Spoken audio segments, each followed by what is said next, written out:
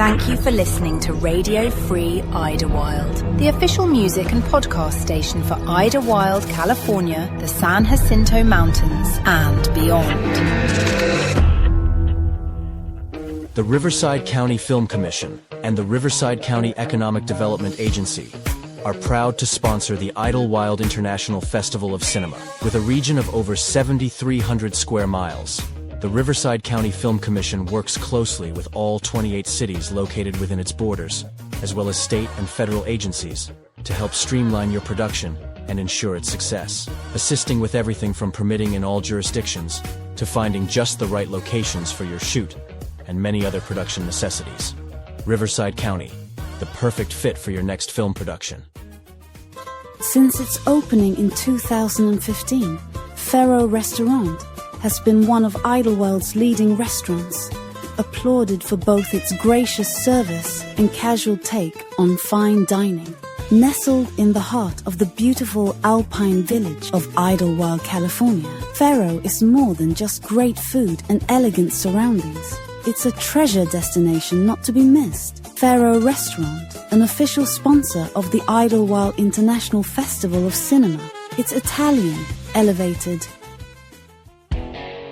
Hey guys, it's your boy Savage here to tell you about one of my favorite places to hang whenever I'm in Idlewild, the Idlewild Brew Pub. They feature 21 of their own specialty crafted on-tap beers, as well as some of the most delicious pub-style food around. The Brew Pub has a full bar offering craft cocktails and spirits too good to pass up. They're also famous for their to-go beers, so you can enjoy their great tasting house brews back at the cabin. The Brew Pub utilizes only the best ingredients in their beers: crisp and clean Idlewild well water, style-specific malted barley and other grains from the U.S., England, Belgium, Canada, and Germany, as well as fresh hops from around the globe. And best of all, they're an official supporter of the Idlewild International Cinema Festival. So come on down and join me for some great mountain hospitality at Idlewild Brew Pub, and check out their website at idlewildbrewpub.com, and I'll see you there. Cheers.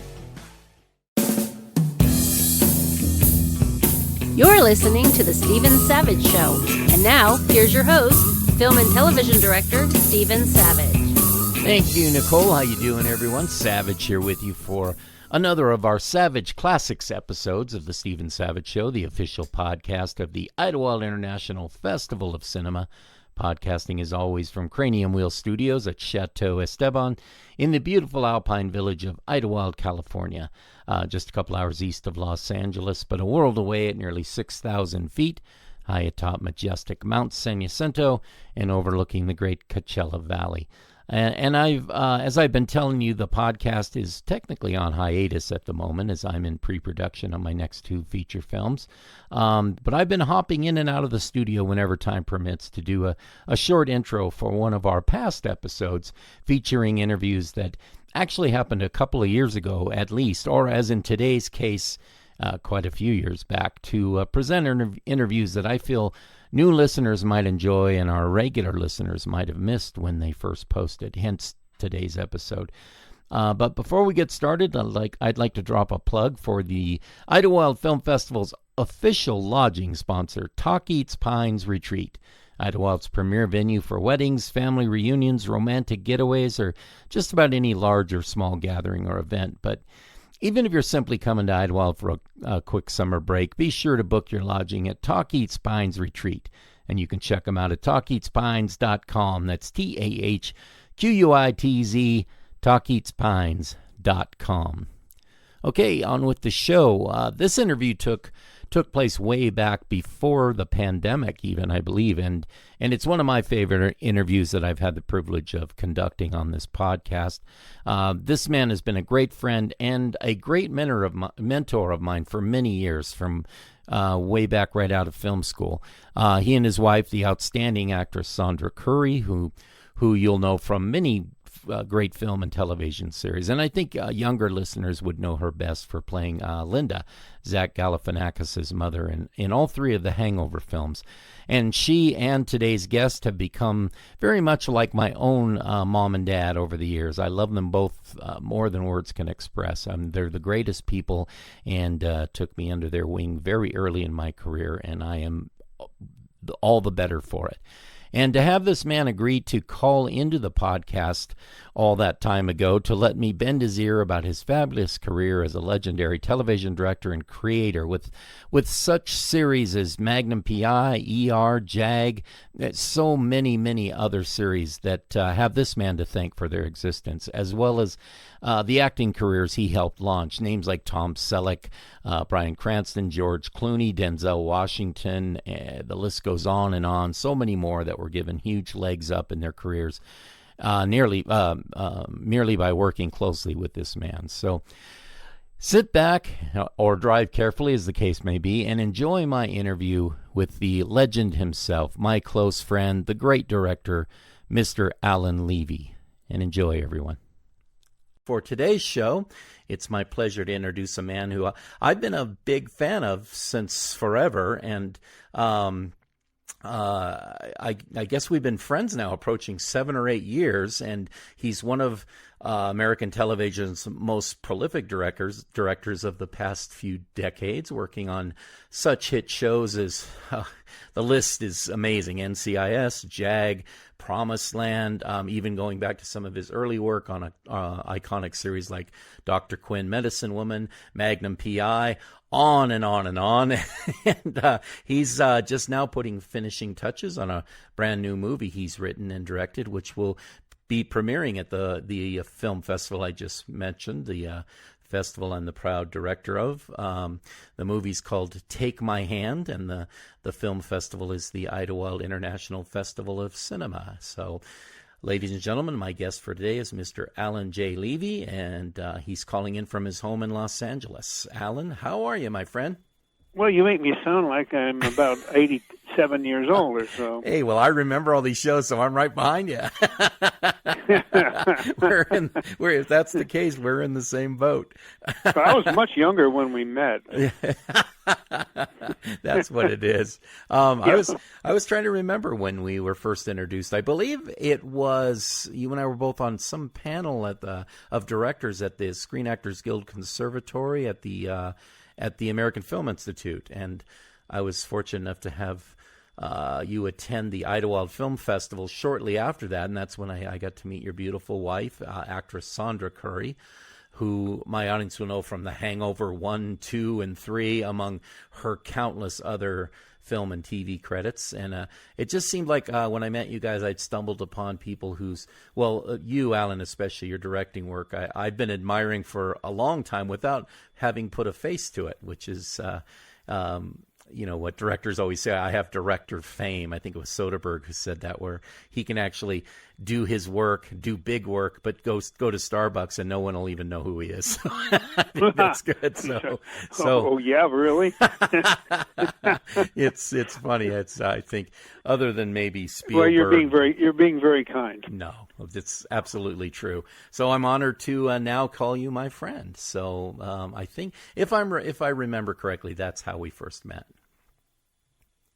I'm sorry, say again? I said, if I remember correctly, that was where we first met, though, was yes, at AFI. Yeah, it was. It was 8 or 9 years ago at least, was it not? Yeah, something like that, I would say, yeah, because when you first came to my film festival, it wasn't very old. The festival's going into its 10th year next March, and so it was only a couple years old, so I would say 8 or 9 years for sure. Wow. Yeah. Time is passing very quickly. Yeah, I never thought we'd get past year one. Here we are, and we're here we are. Yeah, we're working on our Oscar, our EMPAS accreditation, which looks pretty good for maybe 2020. So long time.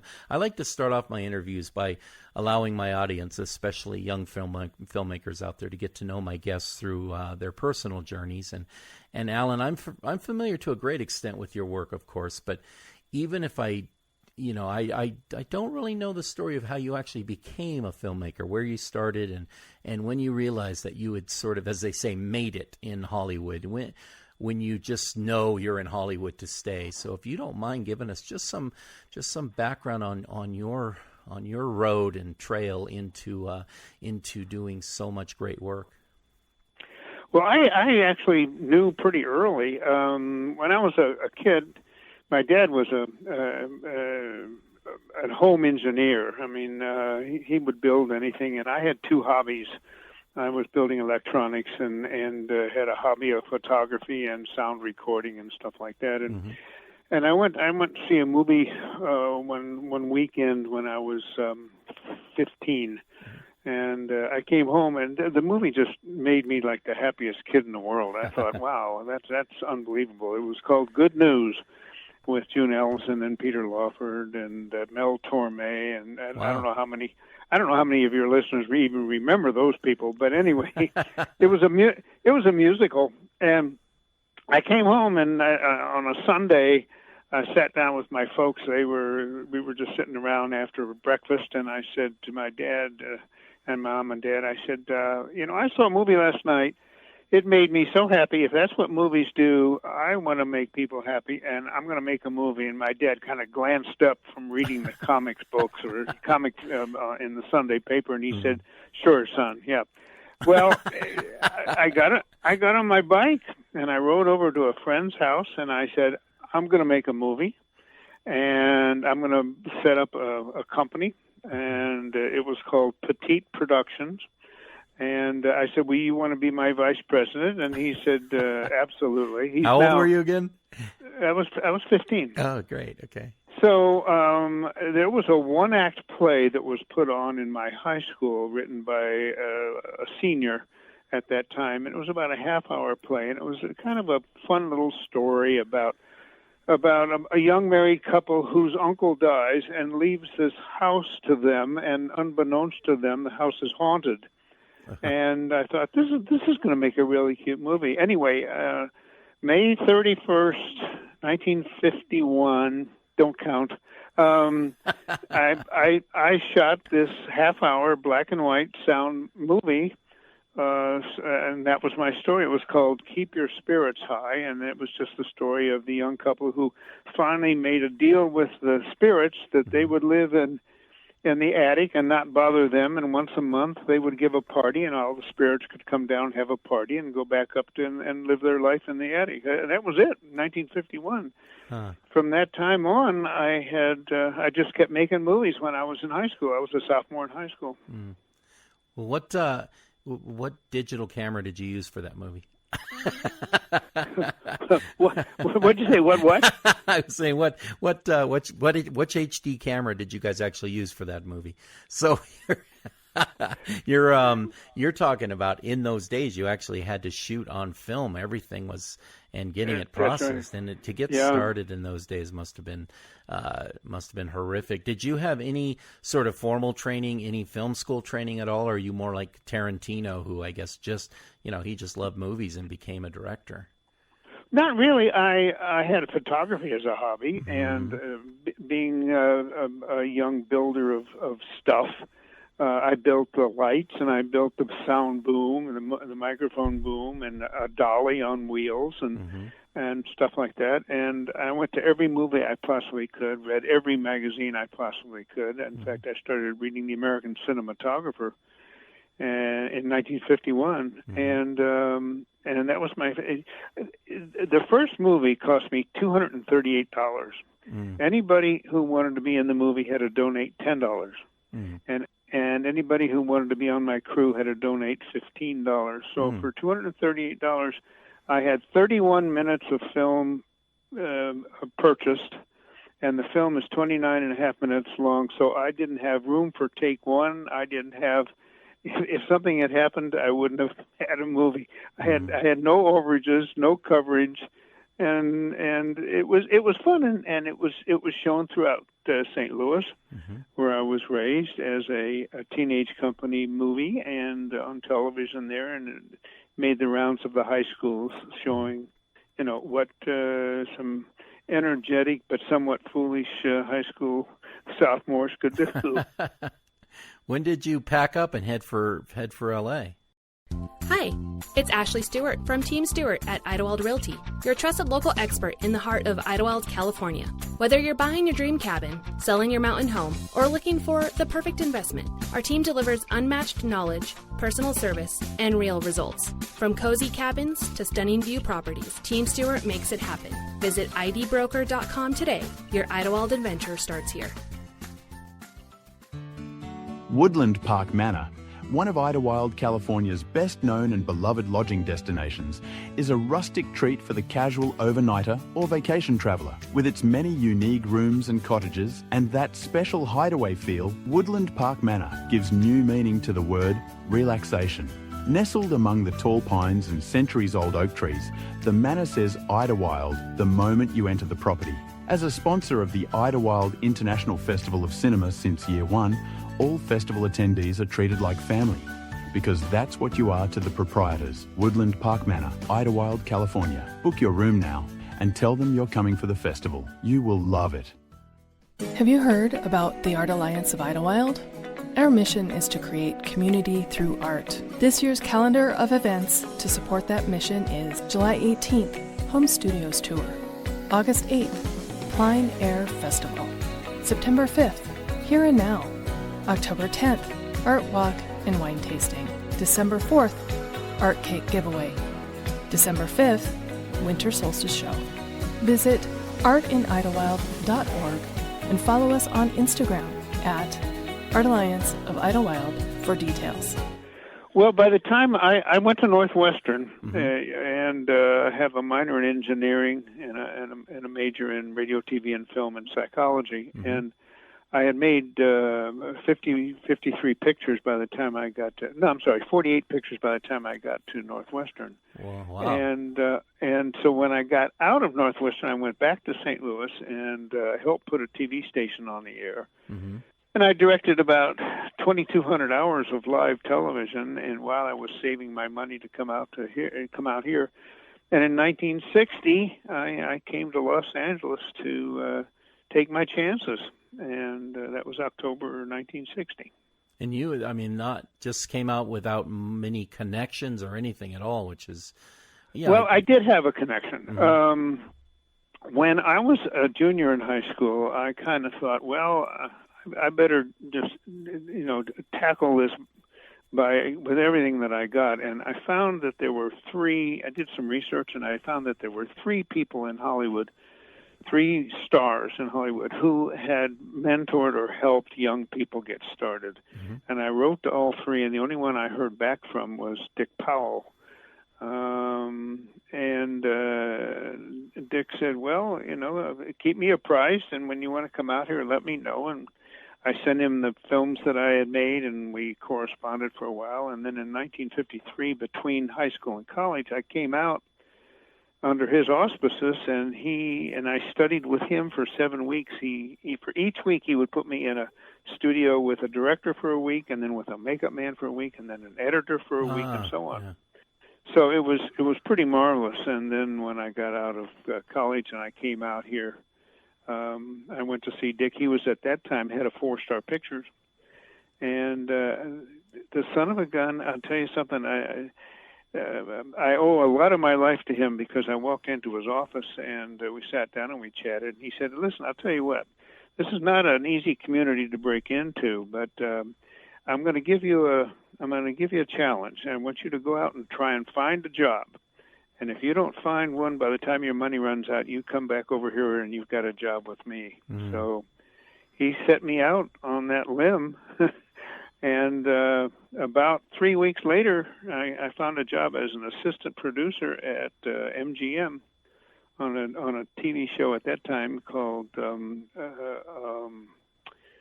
what was the name of that one? There were 2 of them. There was Father of the Bride and National Velvet. And they were both TV series based on the Liz Taylor movies. And then I was there for 3.5 years, and then I did a pilot over there as a producer. And then I left there, and then I started directing.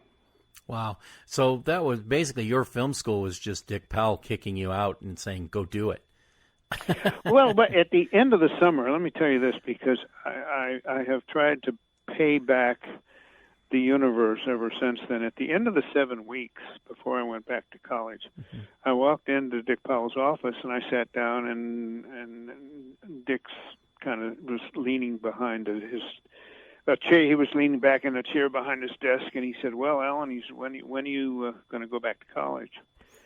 And at that moment, I think I probably said the stupidest thing I've ever said in my life. And I said, I'm not going back. And he said, well, why not? And I said, because I want to make movies, and you don't need an education to make movies. Well, let me tell you, he got off of his chair and he walked around and he sat on the edge of the couch and he looked down at me and he said, "Alan, you see that door?" He said, "You walk out that door and get back on the bus, go back to St. Louis, go to Northwestern, and if you don't graduate, you don't know me and I don't know you, out." Wow. And he kicked me out, and we stayed in touch the whole time.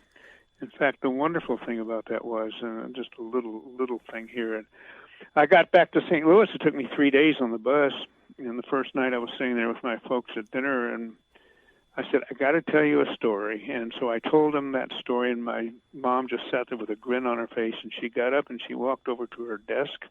She handed me a letter to my parents from Dick Powell saying, "Dear Mr. and Mrs. Levy, forgive me the way I talked to Alan and that I kicked him out of my office, but it's always been important to me to make sure that anybody that I help has an education, because even though they think they don't need it, just wait till he graduates." It was very, very, very rewarding. How many people in this industry, let alone any other industry, actually would take that much time of their own time, especially on the level of a Dick Powell, to take that much interest in somebody? That's a pretty amazing story. It's very rare. It is an amazing story, and I love to tell it because years later, I'm directing the pilot to the Hulk, and my unit production manager said to me, "What are you doing about 11 o'clock today?" And I said, "Nothing," and we were just in prep. And he said, "I've got a location manager coming down to talk to you about what you see as some of the locations, so he can scout for you." I said, "Fine." So I went down to his office about 11 o'clock, and in walks this young boy, probably 27, 28 years old. And I looked at him and I thought, "Holy Jiminy!" And he stuck out his hand and he said, "Hi, Alan. I've been waiting to meet you. My name's Richard Powell, Dick Powell's son." Wow. And I said to him, "You don't remember, do you, Ricky?" And he looked at me and he said, "Nobody calls me Ricky. How do you know that?" And I said, "What are you doing for lunch?" He said, "Nothing." And I said, "Okay, we're going to lunch. I got a long story to tell you." That's great. As a son, it's nice to hear about your dad, and that's great. That's a great story. Let's talk about your directing style for a moment. First of all, who are your influences early on? You were mentioning that you went to the movies all the time. Who are the directors who kind of just hit you in the head and just made you really take notice?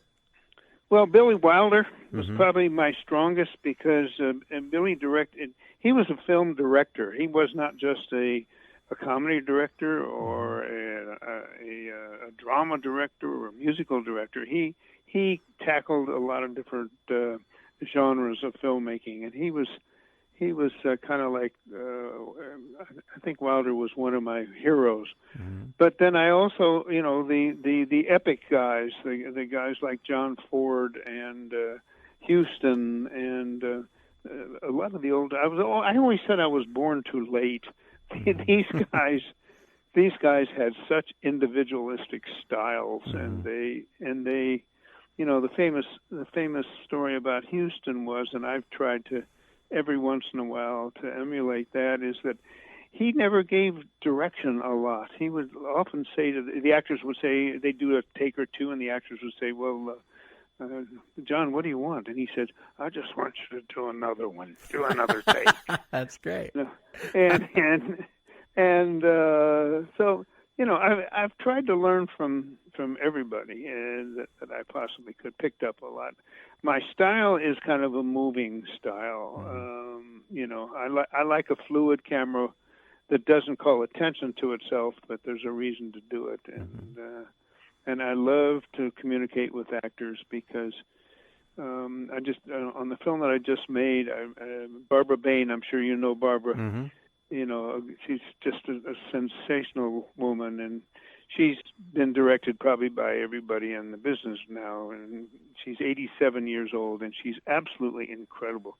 She's sharper than I am by tenfold, and And after we did the film, she came up to me and she said, "You gave me one direction, and it was so simple that I will always remember it." And I said, "What was that?" And she said, "You came up to me and you said, 'Barbara, less is more,' and you turned around and walked away." Mm. And it's a challenge. Actors are challenges because each one is individualistic and they have their own ways of doing things. And that's why I wanted to. One of my majors was psychology, because I think you've got to sometimes give the actor direction so that they think they came up with it instead of you. Right. You know this. You're a director. Yeah, but that kind of leads into my next question, because you've worked so much television with so many different producers and studios. Do you feel your directing style or the way you prefer to work, does that change at all from different TV project to project? I mean, TV's a grind as it is. I mean, the speed at which television works is phenomenal. But where film is a totally different animal, a lot of times, if you've got the budget, you can slow down. But go over some of where you find the differences between those two mediums, between being a film director and being a television director. Well, in general, I think that film directing is a director's medium. Mm-hmm. The director's fairly much in charge of it. I mean, certainly with a producer next to him. Mm-hmm. But in television, it's a producer's medium. It's not a director's medium. Right. The producer sets the tone, sets the pace, does the casting. Certainly the directors are in casting sessions, but he's the one that hires all the leads, and when he creates the series. And he creates not only the series, but he tries to create a style. Now, a director can certainly bring his own style into what is already the style of the show. Mm-hmm. There are, I don't know how many different styles of shows I've directed, but I think it's important that all directors kind of merge a little bit of their own thoughts, that's why they're hired, into the style of the show. But every show has, I won't say every show, many shows have their own style.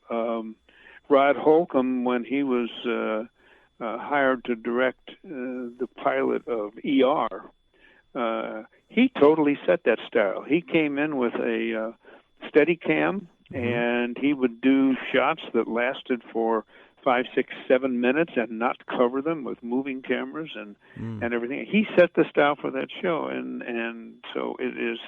I think on a pilot, the director can do that underneath the aegis of the producer.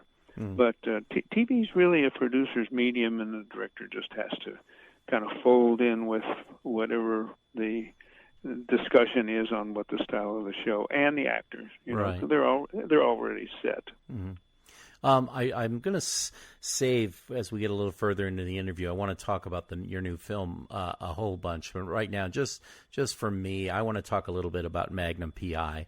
And I'm a huge Tom Selleck fan. I love what he's done with those Louis L'Amour westerns. You know me, Alan. I love westerns, and Quigley Down Under is still one of my top 10 favorite films.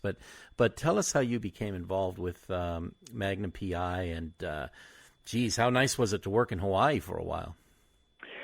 Not a bad tour of duty, let me tell you. It's the best I've ever had. You can shoot 20 hours a day, and as long as they don't come down on you for spending the money, who cares? It's good. And if it rains for an hour in midday, okay, that's fine. Either continue shooting or don't, whatever you want. Go have some pokey.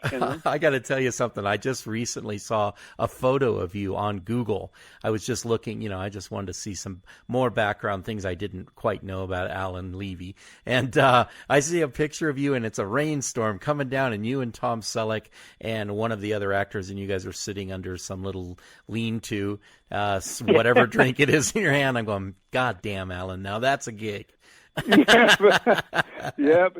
Wasn't bad. Let me tell you, wasn't bad. You took that film. You another show that you worked on was Columbo, but you were with those shows quite a bit. I mean, they took up a lot of your career, if I'm not mistaken.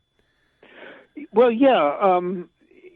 What I enjoyed in my career, I was lucky enough to become part of a family. Mm-hmm. I like to do multiple shows because you get to know the actors, you get to know what the producer is looking for, you get to know the crew, mm-hmm. and it becomes a family. And I directed, I think 14 Magnums, and then I produced. I directed three Columbo movies, 2-hour movies, right. And I produced that for 3 years. But, working in Hawaii was just an absolute pleasure. And probably I would say, and people ask me this a lot, what was your favorite show or what was your favorite gig or whatever? And I got to put the Frank Sinatra show, Magnum, at the very, very top of my list, right. Because Sinatra and I got along like brothers, and nobody expected that. We had such a wonderful time together. Mm. We really did. And it wasn't just hero worship. We had a good time together. And what was very rewarding to me, and I don't mean this as a brag, I just mean it as a moment in my history that I remember, and that was at the end of the show, when I had one big dolly shot around the bed and ended up on Frank's face, and he had to get out of Hawaii because he had a colostomy at that time, and he was getting his colostomy reversed, and he was on his own jet at 3:15 that afternoon, regardless of whether I was done or not. Mm. Anyway, at about 5 after 3, I wrapped him and I walked around and just wanted to give him a hug and a thank you, because that's the way it was. Mm-hmm. And he gave me a hug and a kiss on the cheek, and he whispered in my ear, he called me kid the whole time, kid, which I loved. Mm-hmm. I was no kid. And he gave me a kiss on the cheek, and he whispered in my ear, and he said, kid, you're only the second director I've ever let direct me. And I'd be darned if I was going to ask him who the other one was, but that was a moment I will remember until they put me under somewhere. That's just that experience alone, Alan. I mean, I can't even imagine how great that memory is of actually saying you directed Frank Sinatra. That's phenomenal. It was his last job. Wow. He never did anything after that. And such an underrated actor, even though the Academy Award for Eternity, From Here to Eternity, but he did in the I studied a little bit in film school. I studied his work a little bit. I got into that 60s. It was the cops, the sort of cop genre that wasn't really film noir, but it sort of was. But it also had that hip 60s vibe to it, But he did a movie that I just loved called Lady in Cement, and his performance was phenomenal. People who haven't seen that movie need to look for it. It's phenomenal. But yeah, I think he was very underrated as an actor. Oh, you remember A Man with a Golden Gun? Yes. Oh, yeah. I mean, he was a very natural actor, mm-hmm. And everybody kept telling me you can't get take 2 out of him, mm-hmm. But and I won't tell secrets because he's gone now. But mm-hmm. We had plenty of take 2s, and we had a good time together. Yeah, that's great. I love hearing those stories. All right, so I really now want to get into the new film, which I and my film festival, the Idlewild International Festival of Cinema, we're very proud to be the place where you will be premiering the movie. So tell us about the film, the script, the cast. I know your wife Sandra, whom we mentioned before, beautiful woman, and she's one of the stars, and her body of work is so great. So just run us through the film, what we can be looking forward to, and what the process was for you.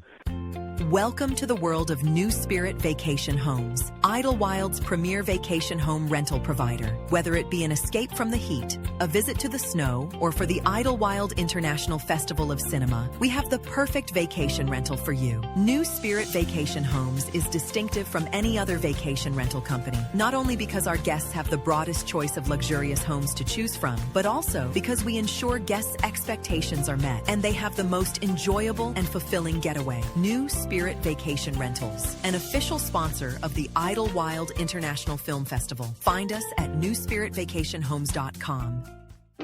For over 70 years, the historic Rustic Theater and Entertainment Center in Idlewild, California, has been the home for movies and live events for all of the communities that encompass the San Jacinto mountain range. And as the forever home of the Idlewild International Festival of Cinema, the Rustic has played host to some of the greatest indie films from around the world, as well as blockbuster first-run movies and music and comedy events. And the Idlewild Festival has been proud to call the Rustic its home base since 2010. So, whether you're in Idlewild for the film festival, hiking or rock climbing, or just exploring the beautiful mountain village of Idlewild, California, make sure to add the Rustic Theater to your list of must-visit spots. For a beer or fine wine at the Rustic Tavern, a tasty meal from the snack bar, or just a great movie date or family night out, the Rustic Theater and Entertainment Center is the right choice in Idlewild. Pop in and say hello.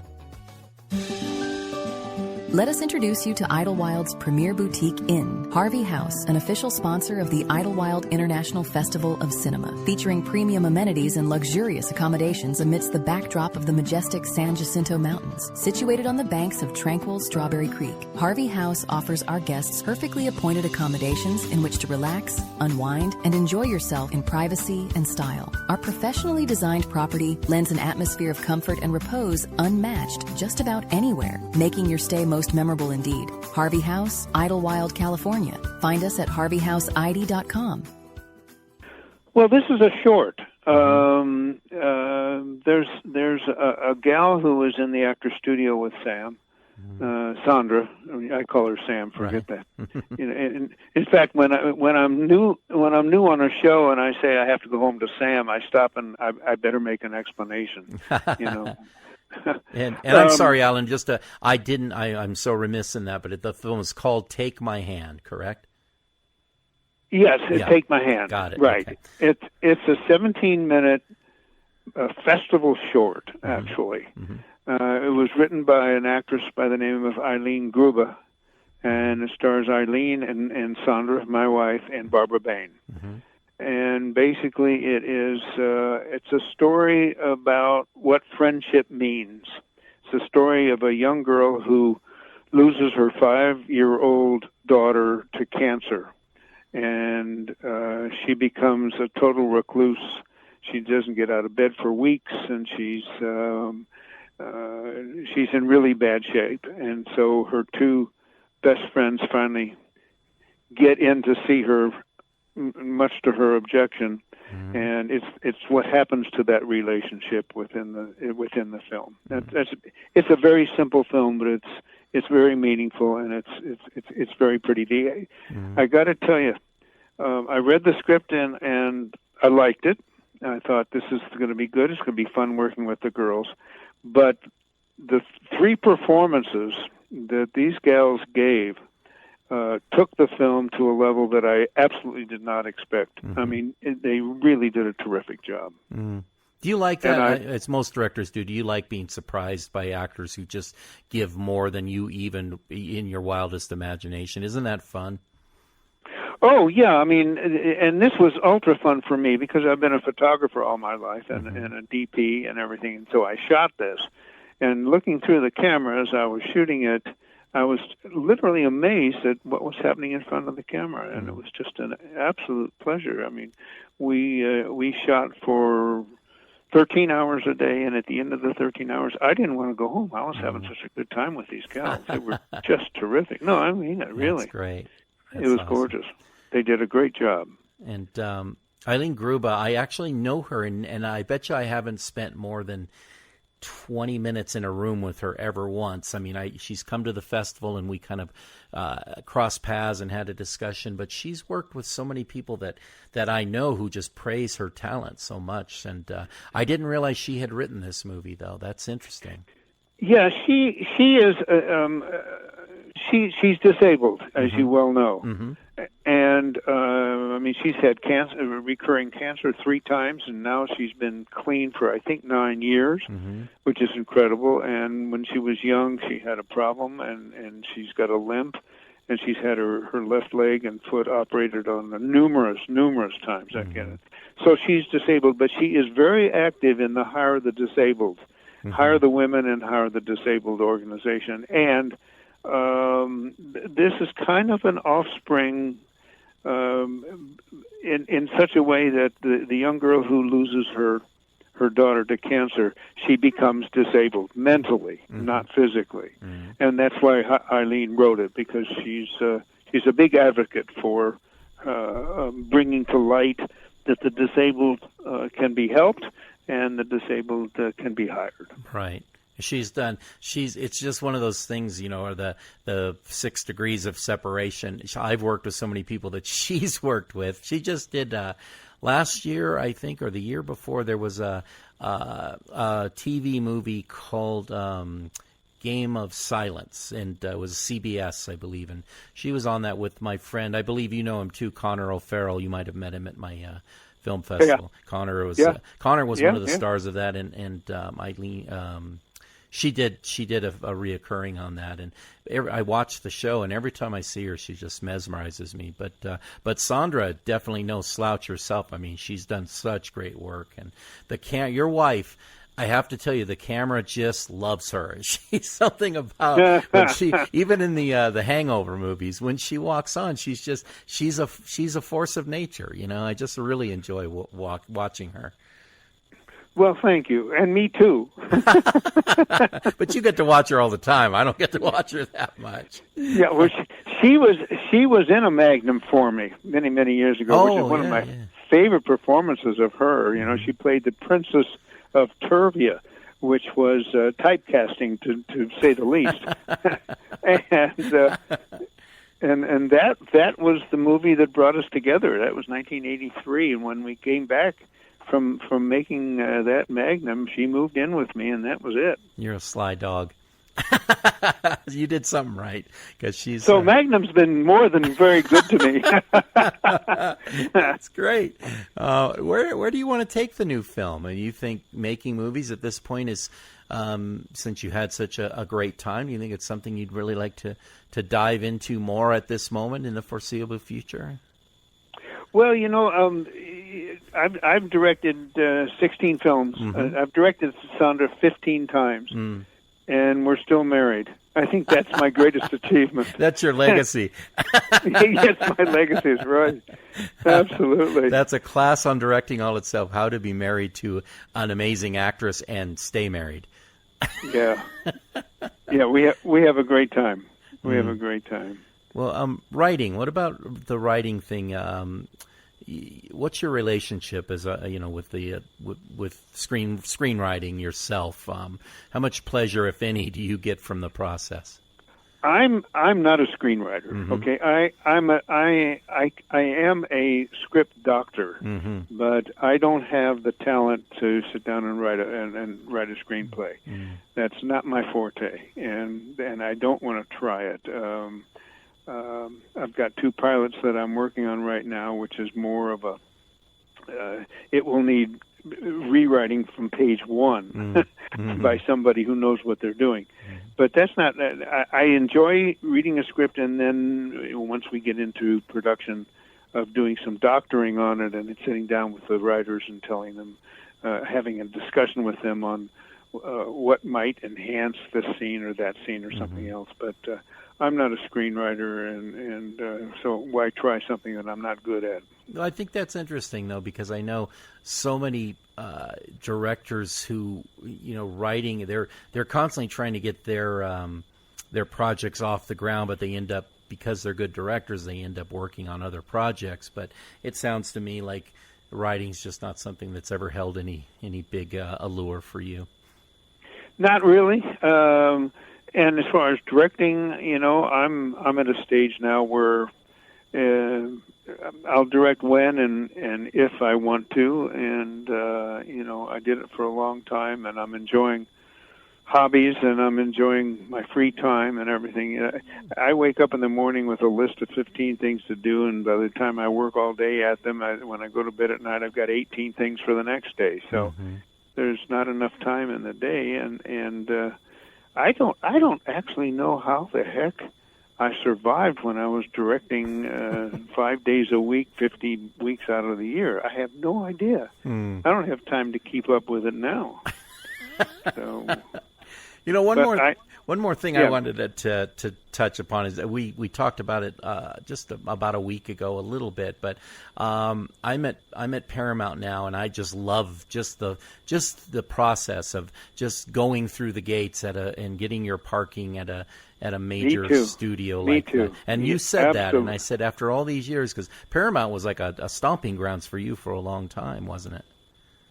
Yeah, I was lucky, very lucky. I mean, I've been lucky my whole life. I've been at the right place at the right time a lot of times, and there are many, many directors out there who are much more talented than I am, but I'm more stubborn than they are. So, and that's meant something. I mean, there's some really great directors in television, especially today. The young guys are just unbelievable. But I have literally worked at every studio in this town at one time or another, and walking through those gates or through the arches or whatever it may be is still a thrill for me, as it was when I was at MGM. When I came out from L.A. and I was at MGM for National Velvet and Father the Bride and a couple of other shows, they were shooting Mutiny on the Bounty and the Brothers Grimm, and there were. I walked down the center street there one day when all the Tahitian girls were coming up, and all the little people from Brothers Grimm and Jumbo, and all the circus people and the elephants and everything. And I just stood there, and I thought I had died and gone to heaven. Yeah, it's just the I'm like you. I'll never get tired of it. I'll never, it's just something, the buzz that hits you, the people who are, crew people, and even the catering and just the cleanup crew, and there's just a buzz in a studio that you never get used to or get jaded, Absolutely, and today it's still exactly the same for me, believe it or not. That's great. Yeah, really. So we're about out of time for this episode, Alan. It just flew by. I don't even know how to thank you enough, my guest, Alan Levy, for calling in today. Alan, it's been a real treat having you on, my friend. Thanks so much. Thank you for your time, and a pleasure, and I always have a good time talking with you. We don't have enough time to talk about everything. That's right, because I can listen to you all day long, but you have a way of making me feel like you're interested in my stories as well. And I go, why in the hell is Alan Levy caring about what I have to say? I love to hear him. And just a reminder, you can find this show on iTunes and Spotify and Podbean.com, and, of course, on the Savage Podcasting Network YouTube channel. So for Alan J. Levy and myself, thanks for listening, and we'll see you next time. Thanks again, Alan. Thanks again, Savage. Really.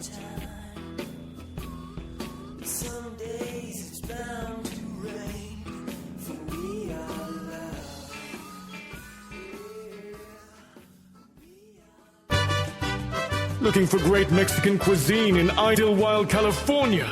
Look no further than La Casita, Idlewild's #1 spot for authentic Mexican fare. Serving up both traditional and north-of-the-border specialties. La Casita is also famous for its great beer and wine selection, and the best margaritas to be found anywhere. La Casita, an official sponsor of the Idlewild International Film Festival, and simply the best Mexican food around. At Pure Bean Coffee, Idlewild, California's premier boutique coffee house, our passion is roasting the highest quality coffee for the most discerning coffee lovers. Our beans are ethically sourced and hand-selected from the world's finest coffee regions. You will notice the enhanced flavor nuances and low acidity with your very first taste. And as a proud sponsor of the Idlewild International Festival of Cinema, it's our wish to make the best impression possible on filmmakers and attendees from around the globe. So whether it's your first cup in the morning, a midday pick-me-up, or an evening taste of excellence to top off your day, always remember, we at Pure Bean love coffee as much as our customers do. It's cool, it's hip, and it's where Idlewild goes for burgers, fries, sub sandwiches, ice cream, and more. Atomic Cow, downtown Idlewild, California. Official sponsor of the Idlewild International Festival of Cinema. Fast, fierce, and filmmaker friendly. Be there or be square. Atomic Cow.